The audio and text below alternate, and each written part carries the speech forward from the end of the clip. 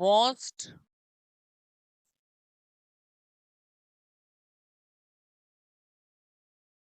important point for all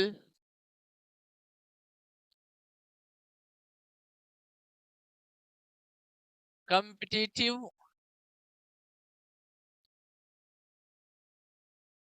exams. Most important points for all competitive exams. किसी भी competitive exam में अगर English आता है तो वहां आपको हेल्प करेगा। साथ ही साथ आपको अगर इंग्लिश ऐसे भी सीखना है, बहुत बच्चों का अपना एक शौक होता है कि हमको इंग्लिश सीखना है, इंग्लिश पे पकड़ बनाना है, तो इंग्लिश का जो बेस, रियल में जो बेस होता है वही आपको अभी हम बता रहे हैं। ठीक है, इससे पहले जो बेस के नाम पर आप लोग नाउन प्रोनाउन वगैरह पढ़े थे, नाउन प्रोनाउन से बेस उस नहीं बनता है, बात जान लीजिए। अभी जब ये क्लास मेरा सारा कीजिएगा तो आपको क्लियर हो जाएगा ये बात। ठीक है, और इसमें हम लोग स्टार्ट करेंगे, कहानी शुरू होगा आपका बी ग्रुप से।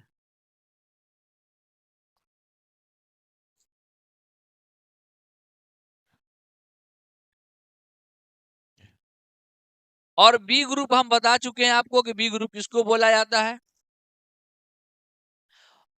एक और बात क्लियर कर लीजिए कि तीन नाम से अक्सर लोग बोला जाता है, प्राइमरी ऑक्सिलरी वर्ब को बुलाता है या बोलता है। क्या, जैसे हम बोले बी ग्रुप, इसी को कुछ लोग बोलेंगे आपको बी वर्ब या बी फैमिली, तो बतवा सेम।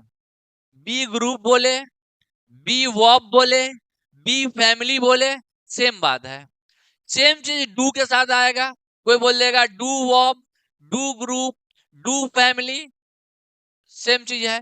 सेम चीज हैव के साथ आएगा, कोई बोल दे have group, have family, have verb, बतवाइए सेम।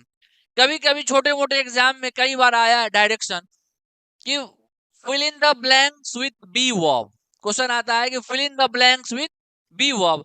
अब एक स्टूडेंट गया, वो सारे फिल इन द ब्लैंक में बी बी भर के चला आया, तो बी वर्ब भरने के लिए बोल रहा है, इसका मतलब ये नहीं कि वो बी का मतलब कि उसके अंदर में जो 5 मेंबर है जिसके बारे में आपको बता चुके हैं, is am are was were, वो वहां ये कह रहा है कि is am are was were को भरना है अकॉर्डिंग टू सब्जेक्ट और अकॉर्डिंग टू टेंस। ठीक है, तो इस बात को क्लियर रखना है आपको कि बी ग्रुप का मतलब उसके मेंबर के बारे में बात हो रहा है। ठीक है, अब हम लोग आते हैं, स्टार्ट करते हैं इससे। इससे क्वेश्चन कैसे आएगा, सबसे पहला पॉइंट,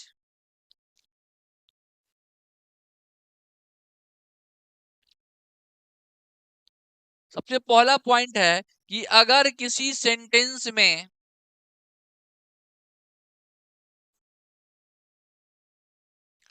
अब इतना बात आप जान लीजिए, शुरू में ही हम बताए थे कि English language is based on 3 terms, subject, verb, object या कंप्लीमेंट। यानी जब भी कोई सेंटेंस हम लोग देखेंगे, पढ़ेंगे, लिखेंगे, तो सबसे पहले एक सब्जेक्ट आएगा, क्या,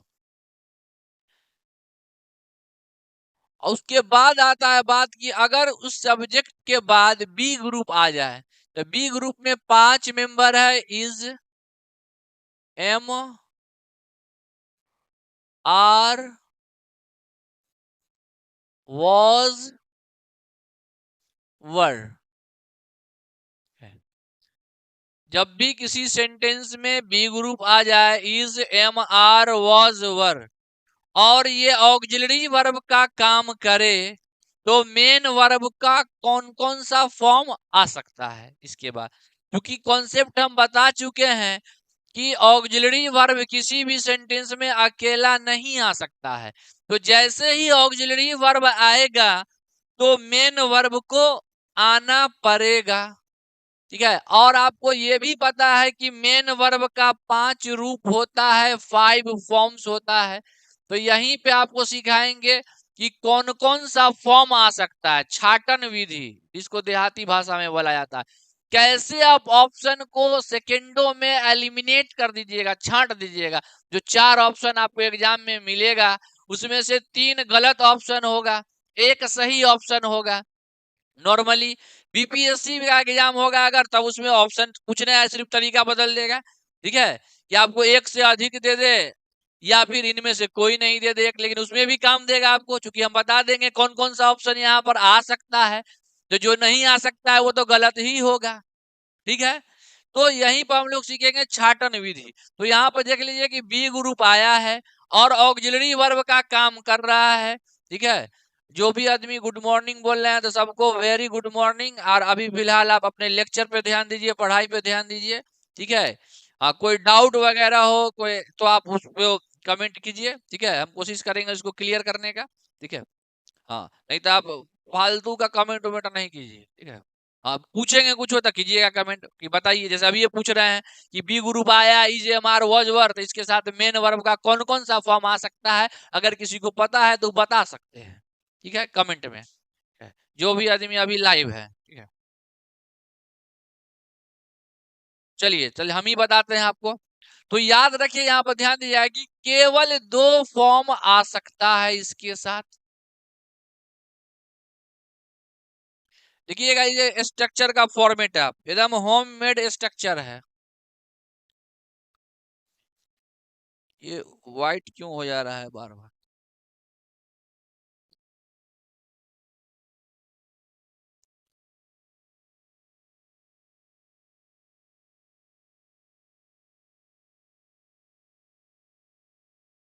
व्हाइट सही लिखते हैं। तो केवल दो फॉर्म आ सकता है, या तो V3 या V4। सबको दिख रहा है? या तो V3 आ सकता है या V4 है। अगर आपको ऑप्शन में इस दोनों के अलावा V3 छिप रहा है बोर्ड पे, इसको थोड़ा नीचे कर देते हैं।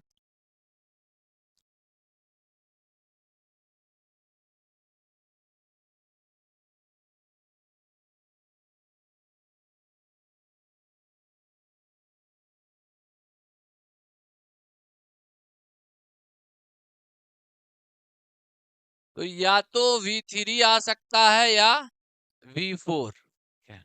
अब दिख रहा है? ठीक है, अब अगर ऑप्शन में आपको V1 दे दे, V2 दे दे और V5 दे दे, तो ये तीन जो है आपका गलत हो जाएगा। इसमें से आपको पहचान भी आपको बता चुके हैं कि एस या ES लगा रहेगा तो आपका V5 होगा। ये तीनों ऑप्शन आपका गलत हो जाएगा। ठीक है, दिख रहा है? अब यहाँ और आसान बना देते हैं आपको कि अगर V3 कब कब यूज होगा और V4 कब कब यूज होगा। देखिए, V3 का प्रयोग जो है वो आपको पैसिव सेंटेंस में होगा, और ये आपको 10% केस में ही आएगा ज्यादा से ज्यादा, क्योंकि दुनिया का 90% सेंटेंस जो है अपने आप में एक्टिव होता है। कुछ बात ही इंसान पैसिव बोलता है। ठीक है, तो एक्टिव का ही ज्यादा चांस रहेगा। 90% केस में आपका क्या आएगा?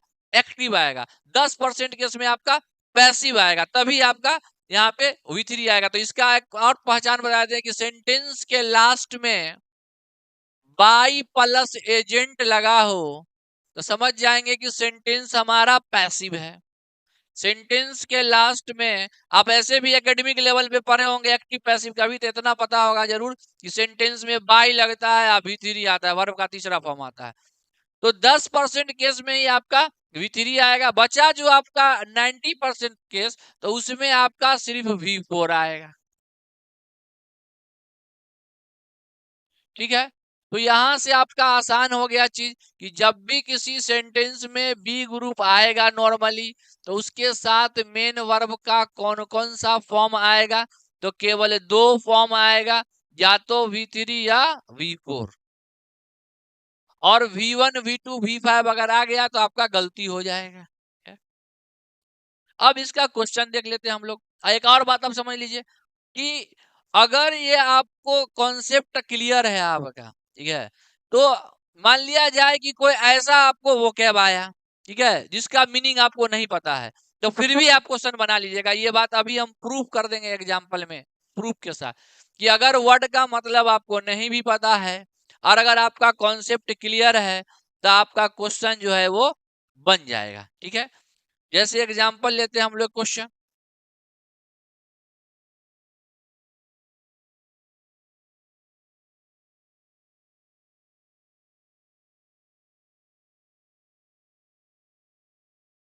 बोले ही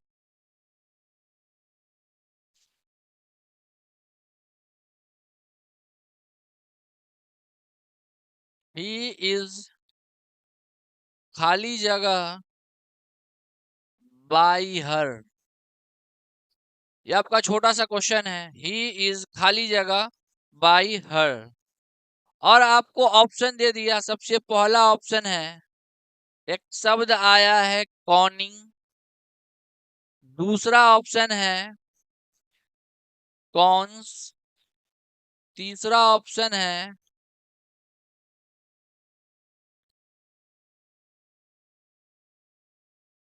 कॉन, और चौथा ऑप्शन है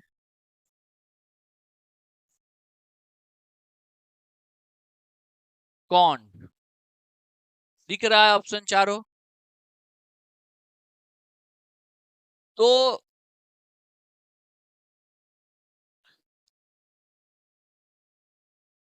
अब आपको बताना है कि इसमें आंसर क्या होगा।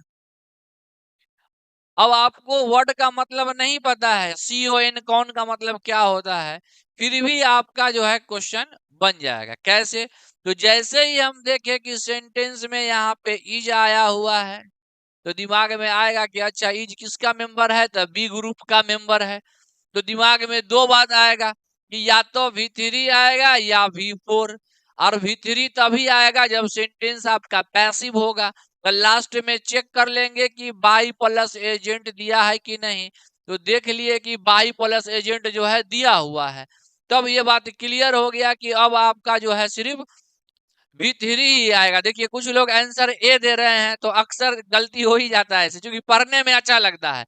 एक बात और आप समझ लीजिए कि कॉम्पिटिटिव इंग्लिश है, इसमें जो दिखता है होता नहीं है, जो होता है वो दिखता नहीं है।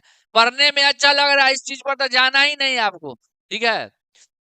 बहुत सारे स्टूडेंट जो है सेंटेंस के खूबसूरती पर चला जाता है कि पढ़ने में ठीक लग रहा है, सही होगा, ठीक है। तो याद रखना है आपको कि सेंटेंस के खूबसूरती पर नहीं जाना है। हम तो कहते हैं कि किसी भी खूबसूरती पर नहीं जाना है आपको, क्योंकि हर खूबसूरत चीज बेवफा है, ठीक है। इसलिए आपको सेंटेंस की खूबसूरती पर नहीं जाना है कि ही इज कॉनिंग बाय हर, पढ़ने में ठीक लग रहा है, रूल को फॉलो कर रहा है तब सही है। जो आदमी आंसर डी दिए हैं बहुत बढ़िया, वेल डन। और रघुपति साहू जी हैं, ठीक है, तो बहुत बढ़िया। जैसे ही देखे कि बाई प्लस एजेंट लगा हुआ है तो दिमाग में खट से आ गया कि V3 अब यहाँ आपको पहचान भी देखिए, आपको बता चुके हम कि अगर ING लगा रहेगा तो V4 हो गया, तो कट गया। एस या ES लगा रहेगा तो V5 होगा, कट गया। कुछो नहीं लगा हुआ है तो V1 होगा, कट गया। तो आपका सीधा सा भैया जो बचा है वही होगा, ठीक है। तो बचा हुआ है तो अपने आप समझ गए कि बचा हुआ जो आपका V3 का काम कर रहा है, ठीक है। तो आपका आंसर हो गया डी। बहुत जबरदस्त जो भी आंसर। हाँ, एक और अर्चना कुमारी जी भी आंसर डी दिए हैं। हाँ, लग रहा है कि समझ में आ रहा है, ठीक है। हाँ, पढ़ाई सक्सेसफुल हो रहा है। कोई नहीं, धीरे धीरे सीखिएगा, ये बहुत बेसिक बात है, बचपन का ही प्रॉब्लम है, और इसमें आपको नहीं आता है तो आपका भी गलती नहीं है, ठीक है। हाँ, जानकारी का अभाव है, कोई बताया नहीं इस वजह से नहीं आया। और जो आदमी ए आंसर दिए हैं वो भी आदमी अपना ठीक कर ले, ठीक है। नाजिया परवीन ये ए आंसर दिए हैं। चलिए कोई बात नहीं है, सीखने के लिए ही आए हैं, टेंशन नहीं लेना है। चलिए एक और क्वेश्चन हम लोग देखते हैं, यहाँ तक क्लियर है सबका? क्या है, सब लोगों को बात समझ में आ रहा है? ठीक है, तो एक बार कमेंट कर दीजिए, ठीक है, कि बात क्लियर हो रहा है, आवाज सुनाई दे रहा है अच्छे से, ठीक है। और इसको शेयर भी कीजिए थोड़ा अपने वीडियो को जो चल रहा है, ताकि बाकी बच्चों को भी बेनिफिट हो, ठीक है। लाइक कीजिए। चलिए हम लोग एक और क्वेश्चन देखते हैं। इससे क्वेश्चन देखने से पहले एक छोटा सा कॉन्सेप्ट आप समझ लीजिए, ठीक है। ये आपको हर जगह काम देगा। ये से जो कॉन्सेप्ट है, ये हालांकि टॉपिक टेंस का है, लेकिन आपको यहाँ पर समझ लीजिए कि अगर कोई सेंटेंस अगर आपका प्रेजेंट में शुरू होगा, अगर कोई सेंटेंस आपका प्रेजेंट में शुरू होगा तो उसमें आने वाला जो आगे का वर्ब है वो भी आपका प्रेजेंट में ही होगा, ठीक है। अगर कोई सेंटेंस अगर आपका पास्ट में शुरू होगा तो उसमें आने वाला आगे का वर्ब जो है वो भी आपका पास्ट में ही होगा, ठीक है। याद रखना है आपको, ठीक है। वो आपका ऑक्सिलरी वर्ब हो तो ऑक्सिलरी वर्ब और मेन वर्ब हो तो मेन वर्ब। अगर अकेला मेन वर्ब आया हुआ है तब आपका वो उस पर प्रभाव डायरेक्ट मेन वर्ब पर पड़ेगा, लेकिन ऑक्सिलरी वर्ब के साथ आया है तो ऑक्सिलरी वर्ब पर फोकस करना है। ये टेंस का रूल है। क्योंकि ये प्रैक्टिकल भी है कि आप अपने पास्ट में नहीं जा सकते हैं, आपका पास्ट पास्ट में ही रहेगा, आपका प्रेजेंट प्रेजेंट में है। हाँ, प्रेजेंट से आप फ्यूचर की तरफ जा सकते हैं, ये बात है कि प्रेजेंट से आप फ्यूचर की तरफ जा सकते हैं, ठीक है। तो ये छोटा सा कॉन्सेप्ट आप दिमाग में रखिए। अब हम लोग आते हैं क्वेश्चन पे, ठीक है। क्वेश्चन है हमारा अगला। अभी हम दोनों टाइप से क्वेश्चन भी लिख के आपको सिखा देंगे कि कैसे प्रेजेंट पास्ट होगा, तो दुखे दूर हो जाएगा, ठीक है। पहले लेते हैं हम लोग प्रेजेंट में ही, ठीक है। बोले कि he says that he is peep through the hole. अब हम लास्ट में ये इसमें एक ऑप्शन लेंगे नो एरर का भी, क्योंकि आपके एग्जाम में एक ऑप्शन आता है नो एरर की, कोई गलती नहीं है, ठीक है। बाद में शॉर्ट में इसी चीज को हम एनई भी लिखेंगे, ठीक है। किसी को राइटिंग प्रॉब्लम नहीं हो रहा है? देखिए बी आंसर दिए हैं, बी भी गलत है, मीरा कुमारी जी।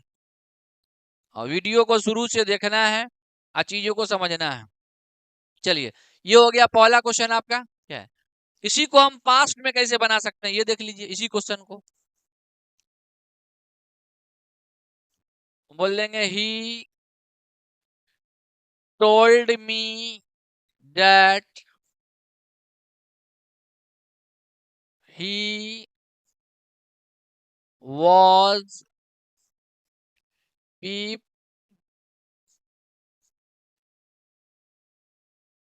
through the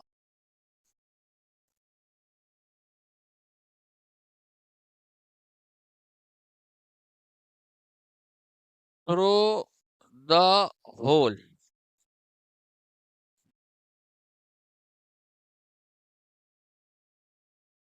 चलिए, तो ये दो क्वेश्चन है, दोनों आपका क्वेश्चन एक ही टाइप का है, लेकिन बस एक प्रेजेंट में लिए एक पास्ट में लिए आपको समझाने के लिए कि क्वेश्चन प्रेजेंट में हो या पास्ट में हो, आपका ऑप्शन आंसर जो है आपका सेम होगा, ठीक है। यहाँ पर हम ऑप्शन नहीं लिए हैं, ठीक है। एग्जाम में हालांकि ऑप्शन देगा आपको अंडरलाइन करके, यहाँ आपको डायरेक्ट बताना है कि किस भाग में प्रॉब्लम है, जिस भाग में प्रॉब्लम है, ठीक है। ज्योति कुमारी जी कह रहे हैं फिर से समझाइए, ठीक है। आप ये बताइए कि आप इस सेशन में अभी तुरंत जुड़े हैं कि इसको देख रहे हैं शुरू से, ठीक है। हाँ, अगर शुरू से देख रहे हैं तो इसको बहुत बढ़िया हम बताएं, लेकिन फिर भी हम बताते हैं। हम कहें अभी तक का आपका रूल है, ध्यान से सभी लोग सुनिए, कि अगर किसी सेंटेंस में बी ग्रुप आए, बी ग्रुप का मतलब is am are was were, ठीक है, तो उसके साथ मेन वर्ब का कौन कौन सा फॉर्म आ सकता है। मेन वर्ब का 5 फॉर्म है, V1 V2 V3 V4 V5। तो हम आपको बताएं कि दो ही फॉर्म आ सकता है, या तो V3 या V4, ठीक है। V3 भी तभी आएगा जब सेंटेंस पैसिव होगा। पैसिव का भी पहचान बता दिए कि लास्ट में बाई प्लस एजेंट लगा होगा, ठीक है। अगर बाई प्लस एजेंट नहीं लगा हुआ है तो समझ जाएंगे कि वो एक्टिव है। एक्टिव में आपका V4 लगेगा। V4 का पहचान है कि ING, ठीक है। और एक और बात आपको बताएं थे हम कि अगर वर्ड का मतलब नहीं भी पता हो, कॉन्सेप्ट क्लियर हो, फिर भी आपका क्वेश्चन बनेगा। जैसे पिछला क्वेश्चन में ही देखे आप कि कौन CON कौन का मतलब आपको नहीं पता रहा होगा, या होगा भी, बहुत लोगों को नहीं पता रहा होगा, अभी हम बताए भी नहीं है, लेकिन फिर भी क्वेश्चन बन गया, बहुत लोग बनाए, ठीक है। वैसे ही आपको यहाँ आइएगा तो यहाँ आपको एक और बात, अब आपको ये भी पता चलेगा कि सेंटेंस को पढ़ के सबसे पहले कहाँ पर देखना था। सबसे पहला बेसिक प्रॉब्लम होता है वर्ब का प्रॉब्लम, वो चेक करेंगे। ये नहीं कि शुरू से अंत तक पूरा सेंटेंस को पढ़ दिए 3 बार, कुछ समझे में नहीं आया। मेन मेन पार्ट पे ध्यान देंगे। तो जैसे ही यहाँ आए तो देखेंगे कि अच्छा इज आया हुआ है, बी ग्रुप, अब वही है कि यहाँ देखिए प्रेजेंट में यही शुरू हुआ है, एस या ई एस लगता है तो V5 होता है, बताए थे। एस या ई एस लगता है तो प्रेजेंट पता चल गया, V5 का मतलब प्रेजेंट, तो आगे भी प्रेजेंट आया, ऑक्सिलरी वर्ब सही है। अगर यहाँ इज के जगह वॉज हो जाता तो गलती हो जाता, क्योंकि सेंटेंस प्रेजेंट में शुरू हुआ है तो आगे पास्ट कैसे हो गया। अब आपको भले ही पीप का मतलब नहीं पता हो, ठीक है, लेकिन इतना तो पता है कि इस सेंटेंस में कहीं पर बाई नहीं आया है तो V4 आएगा, कुछ नहीं लगा हुआ है तो V1 होगा, ठीक है। अब V1 तो गलती है इसमें, रूले में हम कहे हैं कि भैया आपको इसमें V1 नहीं आ सकता है। तो यहां से आपका कॉन्सेप्ट आ गया कि भैया बी ग्रुप के बाद एक्टिव सेंटेंस में आपको V1 नहीं आ जाइए, V4 चाहिए। आप पीप का मतलब नहीं पता, लेकिन इतना तो पता है कि पीप में ING लगेगा तब पीपिंग हो जाएगा। सबको समझ में आ रहा है? समझ में आया आपको? ज्योति कुमारी गुप्ता जो बोले कि फिर से समझाइए। हाँ, एक बार आप कमेंट करके बता दीजिए। सबको समझ में आएगा, इस बात का गारंटी है, वारंटी नहीं, ठीक है। हाँ, बस आप क्या कीजिए, कुछ नहीं करना है, आप इससे अब इसको अच्छे से वीडियो को शुरू से देखिए, इससे पहले वाला वीडियो को देखिए, ठीक है। चलिए, तो ये वही बात यहाँ है कि हम बताएं आपको कि अगर आपका पास्ट में V2 है, यहाँ आप देख रहे हैं कि आपका V2 है,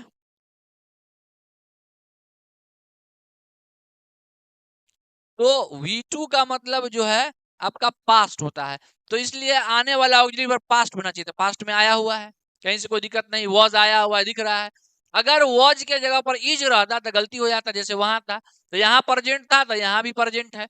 लेकिन भैया मेन वर्ब तो हमको चाहिए V4, क्योंकि ऑक्सिलरी वर्ब मेन वर्ब को कंट्रोल करता है, हम बताए हुए हैं, ठीक है। वही बात है, यहाँ पास्ट है तो यहाँ भी पास्ट आया है, सही है। अगर यहाँ इज रहता तो गलती होता, ठीक है। तो लेकिन इतना तो पता चल गया कि कुछ नहीं लगा हुआ है तो V1, और आपको चाहिए यहाँ V4, तो V4 का पहचान है कि कुछ नहीं करना है, ING लगा दीजिए, V4 बन जाएगा। वो समझ में आ रहा है? तो इस तरीके से आपका आंसर होगा कि V4। यही आपको सबसे पहला रूल हुआ कि जब भी किसी सेंटेंस में, ठीक है, वेरी गुड मॉर्निंग, ठीक है, जब भी किसी सेंटेंस में बी ग्रुप आएगा, बी ग्रुप का मतलब यही है इज, जैसे वॉज हो गया, एम आ जाए, वर आ जाए, तो आने वाला वर्ब दो ही फॉर्म में आएगा, या तो V3 या V4। V3 तब आएगा जब सेंटेंस पैसिव होगा, और एक्टिव होगा तो V4 आएगा। तो इससे पहले पैसिव, इससे पहले देखिए पैसिव वाला आपको बताएं क्वेश्चन, यहाँ बाई प्लस एजेंट लगा हुआ है तो V3 आंसर हुआ आपका। अब आपको ये एक्टिव वाला तो ये देखिएगा पीछे जाके आप, तब सब क्लियर होगा, ठीक है। और उसके बाद आपको यहाँ बता दिए हम एक्टिव वाला। सबको क्लियर है? चलिए, अब हम लोग अगला केस देखते हैं, इसमें दूसरा केस आइए। पहला केस तो यही हुआ कि नॉर्मली अगर आपको बी ग्रुप के साथ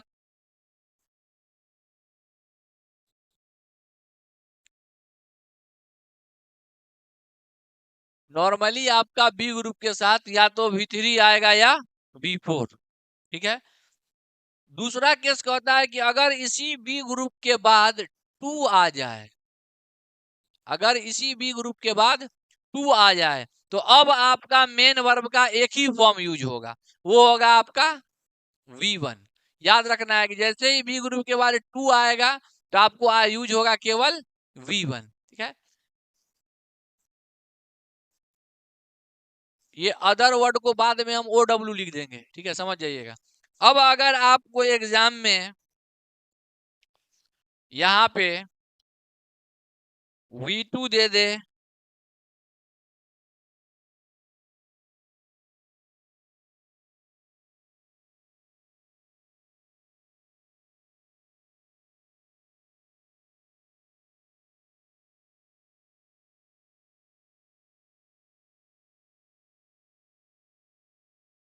अब अगर एग्जाम में आपको V2 दे दे, V3 दे दे, V4 दे दे, V5 दे दे, तो ये चारों का चारों गलत हो जाएगा, क्योंकि जैसे ही यहाँ पे 2 आया तब 2 का पावर चलेगा।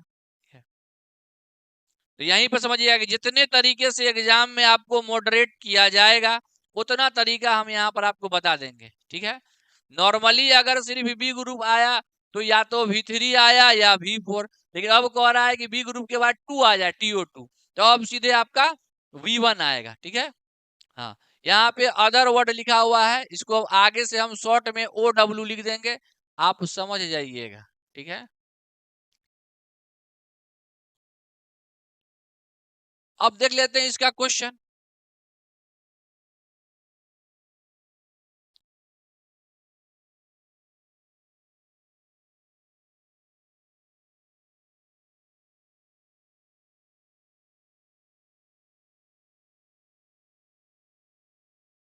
क्वेश्चन कह रहा है कि he told me that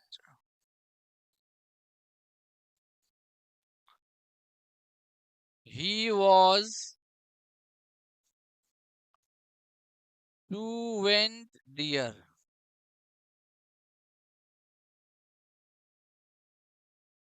He told me that he was to went deer. अब देखिए पढ़ने में अच्छा लगेगा। ठीक है, कि कुछ बच्चा ये सोचता है कि यहाँ पर भी पास्ट है, यहाँ भी पास्ट है, तो यहाँ भी पास्ट हो जाएगा, पढ़ने में ठीक लग रहा है। लेकिन पहले ही बोले आपको पढ़ने में ठीक लग रहा है, इस पे नहीं जाना है आपको। आपको सीधे ये देखना है कि अच्छा यहाँ पे पास्ट आया है, यहाँ पे पास्ट आया है, तो आने वाला ऑक्सिलरी वर्ब पास्ट रहना चाहिए। पास्ट दिया हुआ है, टोल्ड V2 होता है, V2 का मतलब पास्ट, तो वॉज भी आपका पास्ट है।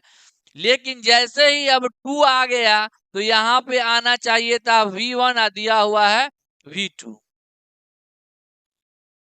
तो बस आपका गलत हो गया। हमको चाहिए V1, V1 होता है आपका गो।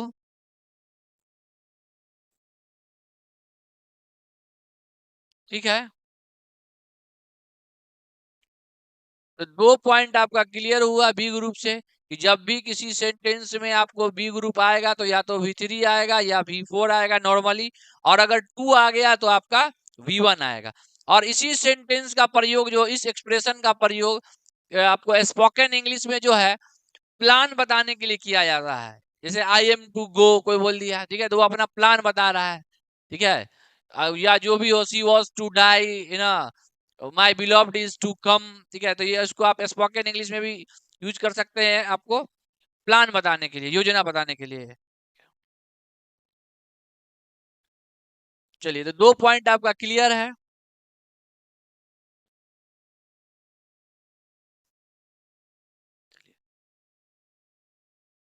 अगला आपको आएगा तीसरा पॉइंट। बी ग्रुप से जो है 5 तरीका से एग्जाम में क्वेश्चन पूछता है, याद रखना है आपको, सिर्फ बी ग्रुप से 5 तरीका से एग्जाम में क्वेश्चन पूछेगा। ठीक है, तो आते हैं हम लोग तीसरा तरीका में। तीसरा तरीका में सबसे पहला बात आता है कि सेंटेंस का शुरुआत होगा इट से। सेंटेंस का शुरुआत होगा आपका इट से। तो इट के बारे में आप क्या जानते हैं, इट क्या है, सबसे पहले ये बताइए। तो इट जो है एक आपका प्रोनाउन है। इट क्या है, आपका प्रोनाउन है। और इट जो है ये आपका सिंगुलर होता है, याद रखना है, इट क्या होता है, आपका सिंगुलर होता है। तो आप ही बताइए कि अगर आपसे कोई पूछे कि इट के बाद जो बी ग्रुप का 5 मेंबर है, इज, एम, आर, वॉज, वर, उसमें से क्या क्या आ सकता है। ठीक है, तो सीधा सा बात है कि इट के बाद एम नहीं आ सकता है, इट के बाद आर नहीं आ सकता है, इट के बाद वर नहीं आ सकता है। ठीक है, तो बचा क्या आपका, तो 2 ही मेंबर बचा, एक बचा आपका इज, एक बचा आपका वॉज। ठीक है, तो इट के बाद जो है आपका 2 ही मेंबर आ सकता है, एक तो आपका इज आ सकता है और एक आपका वॉज आ सकता है। ठीक है, अब आपका इसके बाद आएगा एक टर्म आपका पर्सनल प्रोनाउन। ठीक है, कि अगर इसके बाद आपको पर्सनल प्रोनाउन आता है तो पर्सनल प्रोनाउन का डेफिनेशन से कोई मतलब नहीं है। ठीक है, कि क्या डेफिनेशन है इसका, परिभाषा क्या होता है, इससे कोई मतलब नहीं है। ठीक है, आपको सीधे समझना है कि पर्सनल प्रोनाउन में 2 केस होता है, उस दोनों केस को समझ लीजिए आप। एक होता है आपका सब्जेक्टिव केस,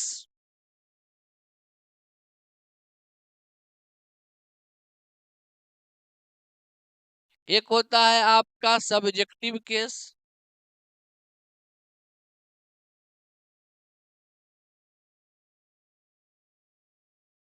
एक होता है आपका objective case.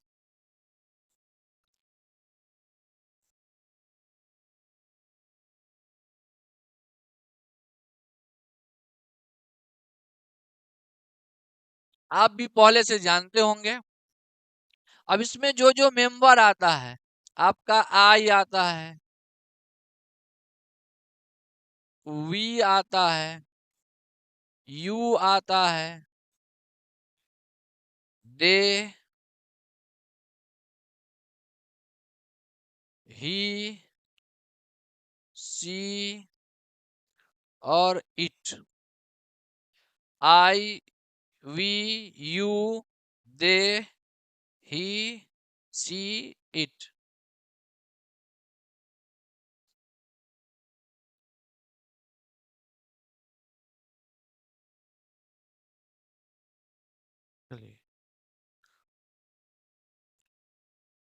I, we, you, they, he, she, it. ठीक है, तो ये हो गया आपका सब्जेक्टिव केस।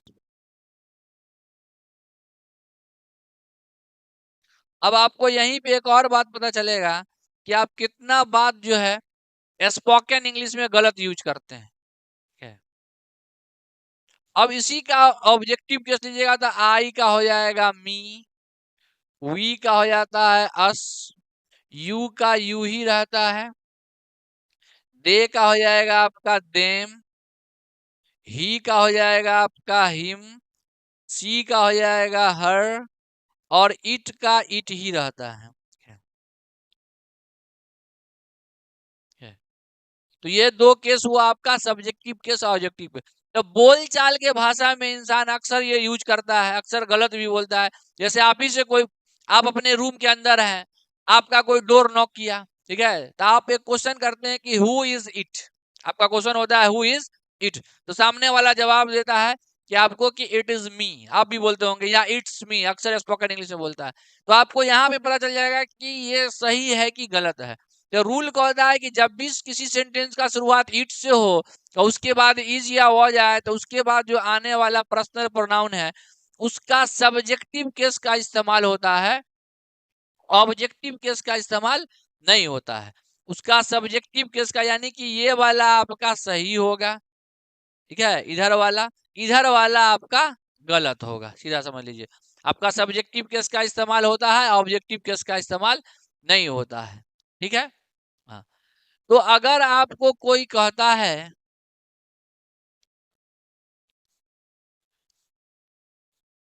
कि इट इज मी, तो क्या ये सही है?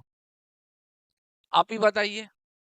तो बोलचाल के भाषा में तो चल जाता है कि इट इज मी, लेकिन जैसे ही आप यहाँ आए तो रूल कहता है कि नहीं, इट इज मी नहीं, यहाँ पे इट इज आई होना चाहिए, क्योंकि कह रहा है कि सब्जेक्टिव केस सही होगा, ऑब्जेक्टिव केस आपका गलत होगा। ठीक है, सबको समझ में आ रहा है? अगर आपको बोल दिया कोई कि इट वॉज हर, ये जो एनी लिख रहे हैं ये आपको नो एरर का शॉर्ट फॉर्म है। इट वॉज हर, फिर देख रहे हैं हर जो है आपका आता है ऑब्जेक्टिव केस में, यहाँ पर गलत हो जाएगा। वो चाहिए यहाँ subjective case, it was her नहीं, इट वॉज सी। इसी छोटे से कॉन्सेप्ट को एग्जाम में बड़े सेंटेंस में घुमा के दे देता है। ठीक है, और आप फंस जाते हैं। ठीक है, जैसे अभी हम आपको क्वेश्चन भी लिखा देते हैं इसका।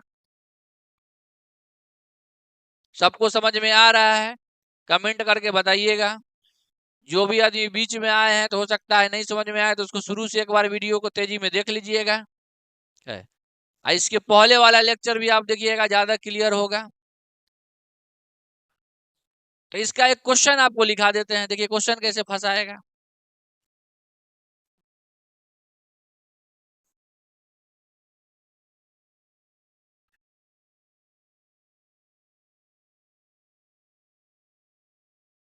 ऑप्शन देगा आपको कि it was them who suggested me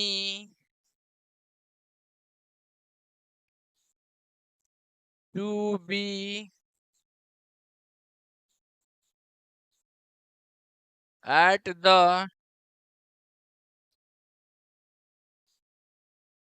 door to welcome। देखिए, एग्जाम में आपको इसी तरीके का क्वेश्चन आएगा, आपको इसी को अंडरलाइन कर देगा, जैसे इसको बना दिया आपको ए। एग्जाम में आपको बस ABCD में जवाब देना होगा।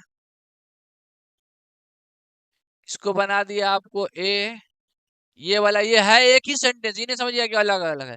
इसको बना दिया आपको बी, इसको बना दिया आपको सी, इसको बना देगा आपको डी, और इसको बना देगा आपका ई। मान लीजिए कोई गलती नहीं है तो आंसर आपका क्या हो जाएगा? ई। अब आप में से बताइए कि इसमें से आपको एप्लीकेशन में आपका डाउनलोड नहीं है, एप्लीकेशन में अभी कोई क्लास नहीं ना आया है हमारा, डाउनलोड हुआ है एप्लीकेशन पे क्लास कोई? एप्लीकेशन पे बाबू अभी कोई क्लास नहीं आया है, ठीक है। हाँ, अभी फिलहाल आप यूट्यूब पे देखिए, एप्लीकेशन पे बहुत जल्द हमारा क्लास आ जाएगा, ठीक है। और हम खुद आ जाएंगे, क्लास क्या है, हम खुद आ जाएंगे। हाँ, ठीक है। हाँ, अभी आपका 1 बजे से ज्योग्राफी का क्लास चलेगा।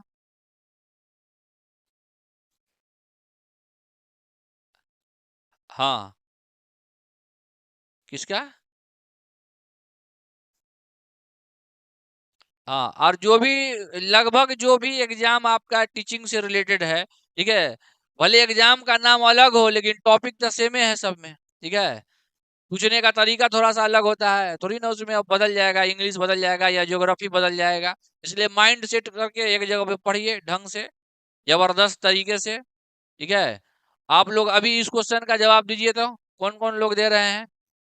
चलिए जल्दी से दीजिए, 60 सेकंड आपके पास है, अभी जस्ट रूल बताए हैं। क्वेश्चन कितना भी बड़ा क्यों ना हो, आंसर छोटा ही होता है। पहले ही बताया आपको कि नामे है कॉमन एरर। कौन नहीं बोल रहा है कुछ? चलिए हम ही बताते हैं, अभी जस्ट रूल बताएं कि इट से शुरू हो, इज या आ जाए, तो सबसे पहला चीज है कि भैया पर्सनल प्रोनाउन का सब्जेक्टिव केस होना चाहिए। आपको दिख रहा है कि ये ऑब्जेक्टिव केस है, देम। आपका आंसर एग्जाम के हिसाब से बस क्या हो जाएगा? ए। एग्जाम में केवल आप ए बोलिए हो जाएगा, लेकिन यहाँ आपको सही करके बताना है कि भैया देम नहीं दे होगा। तो आंसर आपका हो जाएगा ए। सबको समझ में आ रहा है? तो इसी तरीके से एग्जाम में आपको क्वेश्चन घुमाता है, कॉन्सेप्ट हमेशा छोटा ही होगा, ठीक है। आप लोग फिर से इसको जो भी लेक्चर को देख लीजिएगा अच्छे से, ठीक है। जो भी पहले वाला है, अभी वाला है, जो बीच में आया है, शुरू से देखिएगा, ठीक है।